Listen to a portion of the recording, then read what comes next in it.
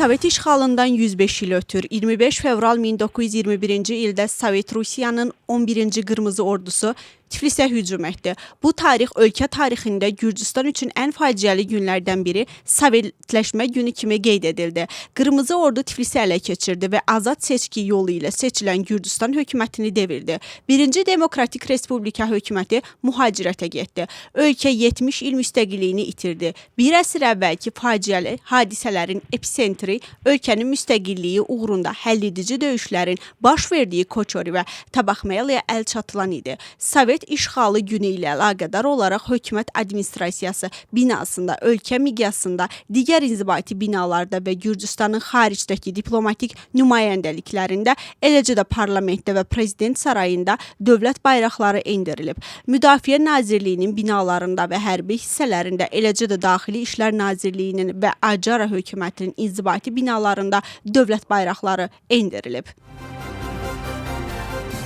Koçoridəki Yunkerlər memorialı sahələrdən iddiamlı idi. Hərbiçilərin nümayəndələri tarixin əhəmiyyətindən danışdılar.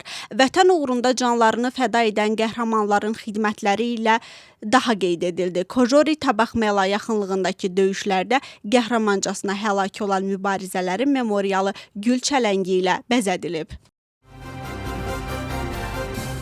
Baş nazir və parlamentin sədri qərbdən medianın sanksiyalaşdırılmasını senzura və şantaj adlandırırlar.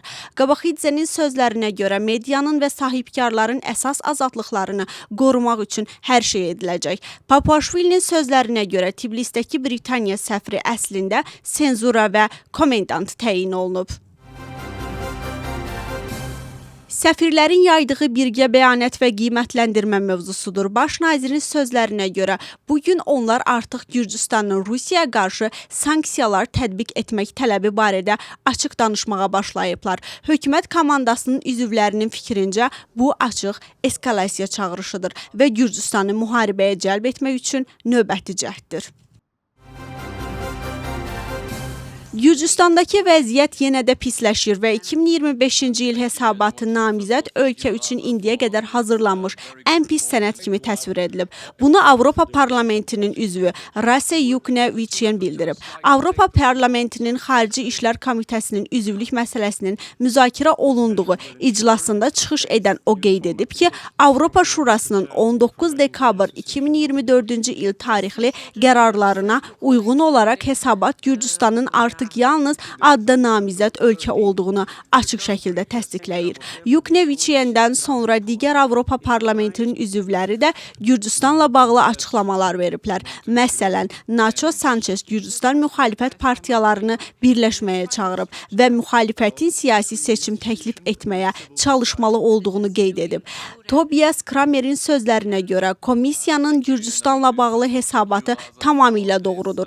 Polşalı müstəqil Avropa Parlamentinin üzvü Grzegorz Braun'un çıxış fərqli idi. O həmkarlarını tənqid edərək bildirib ki, Avropa Parlamentinin üzvləri demokratiyada regresiya adlandırdıkları şey suverenliyin və müstəqilliyin bərpasıdır.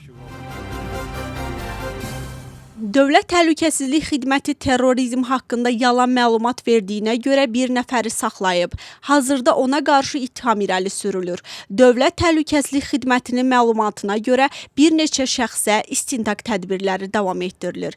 Yerli hakimiyyət orqanlarına terror məzmunlu yalan məlumat göndərən bir qrup şəxs müəyyən edilib. Təhdid mesajlarının müəllifləri əsasən virtual şəbəkələrdən IP ünvanlarını gizlətmək üçün müasir texnologiyalardan və səs dəyişdirmə proqramlarından istifadə ediblər. Cəza 3 ildən 6 ilə qədər həbsi nəzərdə tutur. Vəkilinin sözlərinə görə saxlanılan şəxs cinayəti etiraf edir, lakin zarafat etdiyini və hərəkətlərinin ciddi nəticələrə səbəb olacağını düşünmədiyini deyir. Keçmiş baş nazir Georgi Qaxaryanın 20 iyun işi üzrə məhkəməsi keçirildi. 2 şahid dindirildi. Vaxtanq Berikaşvili və Omar Sexniyaşvili 20 iyunda parlamentin yaxınlığında baş verən hadisələri xatırlayaraq miting zamanı xəsarət aldıqlarını bildirdilər. Vaxtanq Berikaşvilinin işdə zərər çəkmiş statusuna malik olması ilə yanaşı, o Avropa İnsan Hüquqları Məhkəməsində Gürcüstana qarşı işi uddu. Bugünkü iclasda Qaxaryaya tətbiq edilən qəti imkan tədbirinə də baxıldı. Hakim ona tətbiq edilən həbs cəzasını qüvvədə saxladı. O, 13 ilə qədər azadlıqdan məhrum etməni nəzərdə tutan bir sıra maddələrlə ittiham olunub. Miqrasiya Departamenti tərəfindən 85 nəfər xarici vətəndaş Gürcüstandan deportasiya edilib. Onların ölkəyə girişi qadağan edilib. Deportasiya edilənlər arasında Azərbaycan, Bangladeş, Belarus, Misir, İraq, Türkiyə, Türkmənistan, Yəmən, İordaniya, Hindistan, İran, İsrail, Kod d'Ivoire, Kuba, Nepal, Nigeriya, Pakistan, Rusiya, Cənubi Afrika, Ermənistan, Sudan, Tayland, Filippin, Qırğızistan və Çin vətəndaşları var. Departamentin rəsmi açıqlamasında bu istiqamətdə işlərin fəal şəkildə davam etdirildiyi bildirilir. Zugdididə Azərbaycan vətəndaşları xüsusilə külli miqdarda narkotik maddənin qanunsuz alınması, saxlanılması və satışı ittihamı ilə həbs edilib. Təqsirləndirilən şəxsin şəxsi və müvəqqəti yaşayış yerində aparılan axtarış zamanı xüsusilə külli miqdarda narkotik maddə olan metadon sübut kimi götürülüb. Cinayət 20 ilə qədər azadlıqdan məhrum etməni və ya ömürlük həbs cəzasını nəzərdə tutur. Tbilisi şəhər meriyası istifadəyə verilən binaların yoxlanılmasını sərtləşdirir. Səbəb təhvil verilən binalardakı yanğın təhlükəsizliyi sistemlərində çatışmamazlıqlardır. Tbilisi şəhər meriyasının məlumatına görə bina istifadəyə verildikdən sonra yanğın təhlükəsizliyi sisteminin sökülməsi halları olub. Qeyd edilib ki, bu cür faktların qarşısını almaq üçün qayda pozan şəxsin cinayət məsuliyyətinə cəlb oluna biləcəyi istisna edilmir. Ətraf mühitə nəzarət departamenti avtomobil yanacağının keyfiyyətini yoxlayıb.